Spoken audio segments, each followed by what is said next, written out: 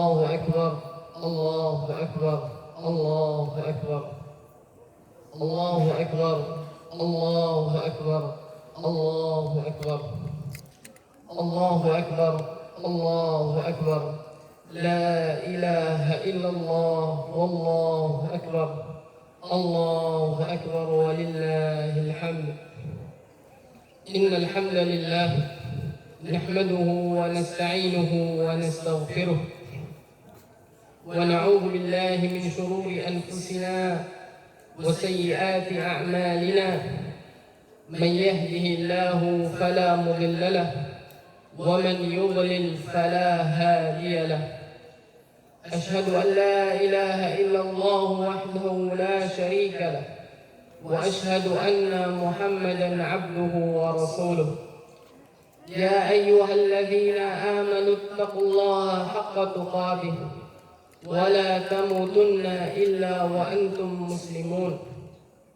يا أيها الناس اتقوا ربكم الذي خلقكم من نفس واحدة وخلق منها زوجها وبث منهما رجالا كثيرا ونساء واتقوا الله الذي تساءلون به والأرحام إن الله كان عليكم رقيبا. يا أيها الذين آمنوا اتقوا الله وقولوا قولا سديدا يصلح لكم أعمالكم ويغفر لكم ذنوبكم ومن يطع الله ورسوله فقد فاز فوزا عظيما. أما بعد فإن أصدق الحديث كتاب الله وخير الهدي هدي محمد صلى الله عليه وسلم وشر الأمور محدثاتها وكل محدثة بدعة وكل بدعة ضلالة وكل ضلالة في النار. معاشر المسlimin rahimani wa rahimakumullah. Diriwayatkan oleh Imam An-Nasa'i rahimahullahu taala dalam sunannya dari sahabat Anas bin Malik radhiyallahu taala anhu. Beliau berkata, qadima Rasulullah sallallahu alaihi wasallam al-Madinah wa li ahli al-Madinah yawman yal'abuna fihima. Kata Anas, Rasul sallallahu alaihi wasallam datang ke Madinah dan pada saat itu penduduk Madinah memiliki 2 hari raya yang mana mereka bermain-main di dalamnya. Kemudian kata Anas, Rasul sallallahu alaihi wasallam bersabda, qadimtu alaikum walakum yawmani tal'abuna fihima fa inna Allah qad abdalakum yawmaini khairan minhuma yawm al-fitri wa yawm an-nahr.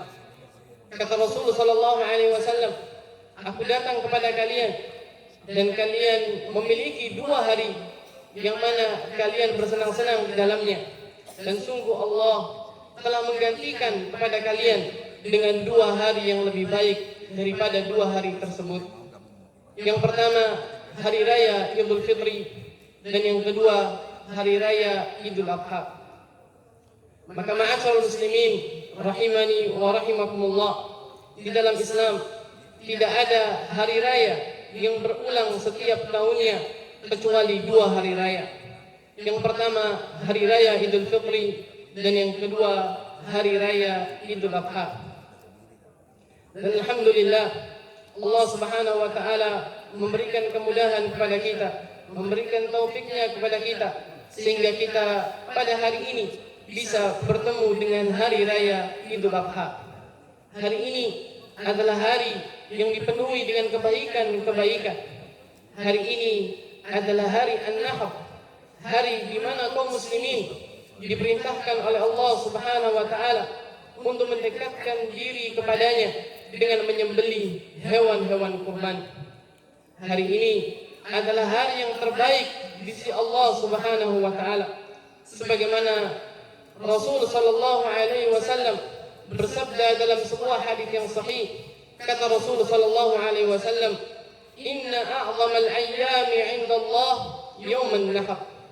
Sungguhnya hari yang paling agung, yang paling mulia di sisi Allah adalah hari An-Nahr, hari ke-10 pada bulan Dzulhijjah.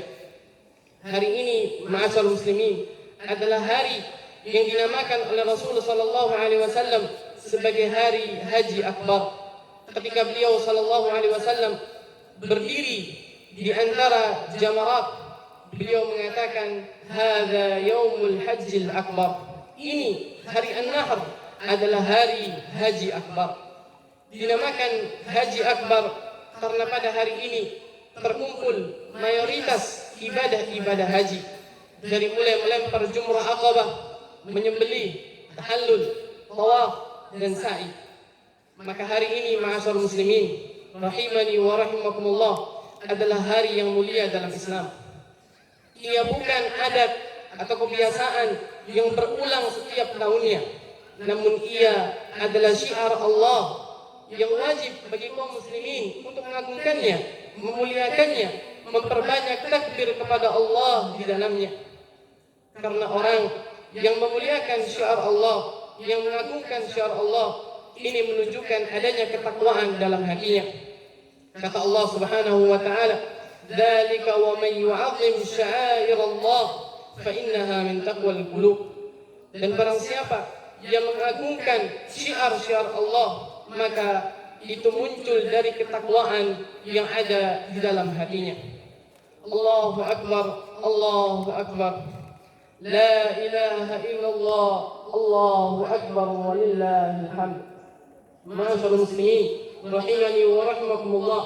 Pada hari ini kita juga mengenang sebuah peristiwa besar dalam sejarah, peristiwa yang menjadi asal mula disyariatkannya ibadah kurban, peristiwa pengorbanan Nabi Ibrahim dan Nabi Ismail alaihi wassalam, di mana Allah Subhanahu wa taala memerintahkan kepada Nabi Ibrahim untuk menyembelih anaknya, yang mana anak ini telah ditunggu berpuluh-puluh tahun lamanya. Karena Allah Subhanahu wa taala menganugerahkan kepada Nabi Ibrahim seorang anak tatkala usianya mencapai 86 tahun. Kisah ini Allah abadikan dalam Al-Quran, surat As-Saffat ayat yang ke-100 sampai 111. Kata Allah Subhanahu wa taala, "Rabbi habli minas salihin." Allah menyebutkan doanya Nabi Ibrahim ketika beliau berkata, "Ya Allah, anugerahkanlah kepadaku seorang anak yang saleh." Maka kata Allah Subhanahu wa taala, "Fabasyarnahu bighulamin halim." Maka kami beri kabar gembira kepada Ibrahim dengan seorang anak yang penyabar. Falamma balagha ma'ahu sa'i qala ya bunayya inni ara fil manam anni adbahuk fanzur madza tara. Namun tatkala anak ini beranjak dewasa, maka Nabi Ibrahim berkata kepada Nabi Ismail, "Wahai anakku, sungguh aku telah melihat dalam mimpiku bahwasanya aku menyembelihmu, maka bagaimana pendapatmu?" Maka kata Nabi Ismail alaihissalam, "Qala ya abati fa'al ma tu'mar, satajiduni insyaallah minas sabirin." Wahai ayahku, lakukanlah, laksanakanlah apa yang kau diperintahkan terhadapnya. Insyaallah engkau akan menemuiku termasuk orang-orang yang sabar. Kemudian kata Allah Subhanahu wa taala, "Falamma aslama wa tallahu lil jabin." Maka tatkala keduanya telah berserah diri, telah tunduk taat kepada perintah Allah, "Wa nadainahu ayya Ibrahim." Maka kami panggil dia, "Wahai Ibrahim, qad sadaqta ar-ru'ya, inna kadzalika najzil muhsinin." Wahai Ibrahim, sungguh engkau telah membenarkan mimpimu, dan sungguh kami memberikan balasan terhadap orang-orang yang berbuat baik.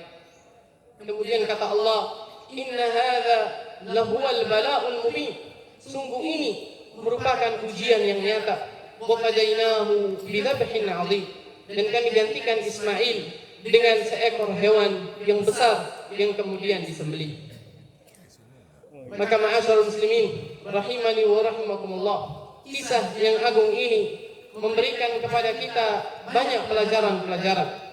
Di antaranya yang pertama, seorang yang mengaku beriman kepada Allah, ia pasti akan diuji oleh Allah Subhanahu wa taala. Ingatlah, Allah Subhanahu wa taala berfirman dalam Al-Qur'an, surat Al-Ankabut ayat yang pertama sampai ayat yang ketiga. Kata Allah Subhanahu wa taala, Alif Lam Mim. Ahasiban nasu an yutraku an yaqulu amanna wa hum la yuftanun. Wa laqad fatanna alladhina min qablihim falaya'lamanna Allahu alladhina sadaqu wa la ya'lamanna al-kadhibin. Alif Lam Mim, kata Allah. Ahasiban nas, apakah manusia mengira mereka akan dibiarkan mengatakan kami beriman sedangkan mereka tidak diuji? Sungguh, kata Allah, telah kami uji orang-orang sebelum mereka, dan sungguh Allah mengetahui orang-orang yang jujur, orang-orang yang benar imannya, dan orang-orang yang dusta.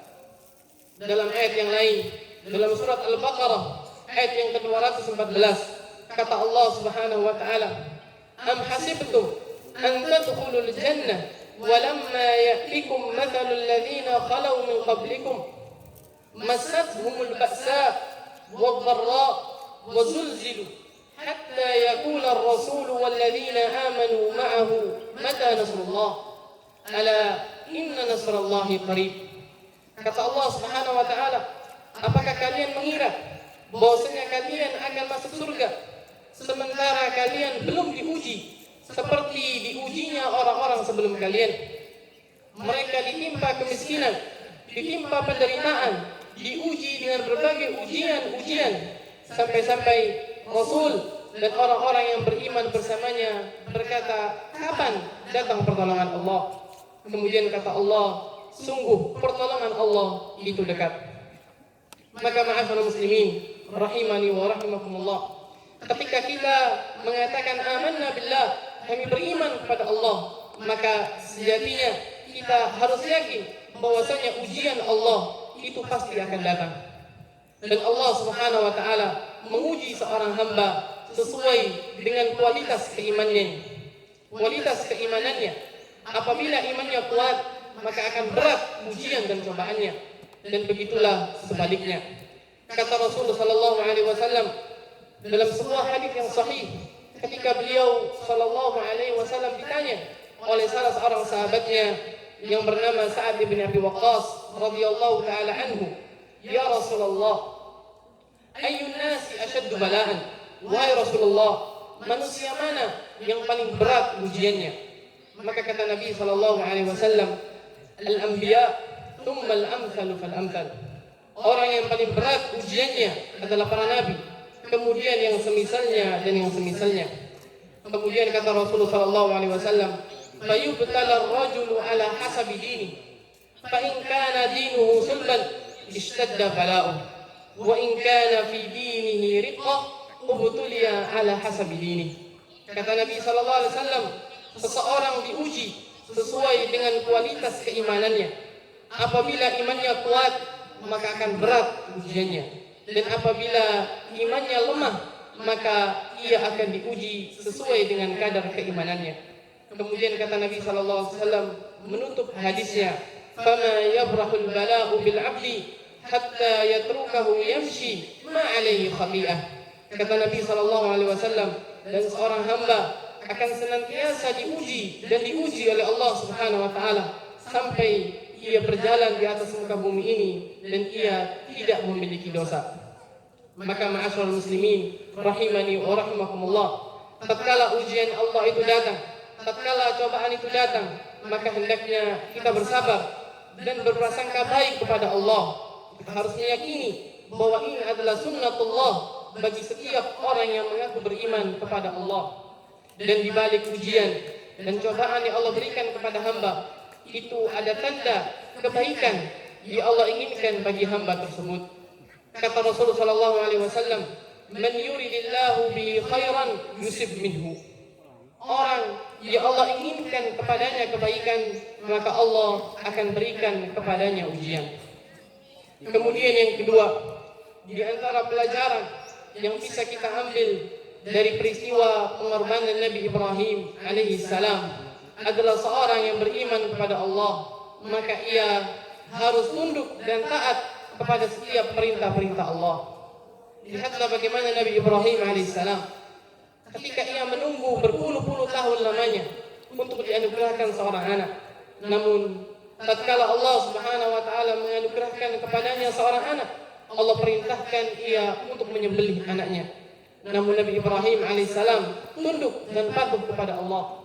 Begitu pula Nabi Ismail, ketika dikatakan kepadanya, disampaikan kepadanya bahwasanya Allah menyuruh untuk menyembelihnya, maka ia tidak bertanya, mengapa aku disembelih? Apa salahku?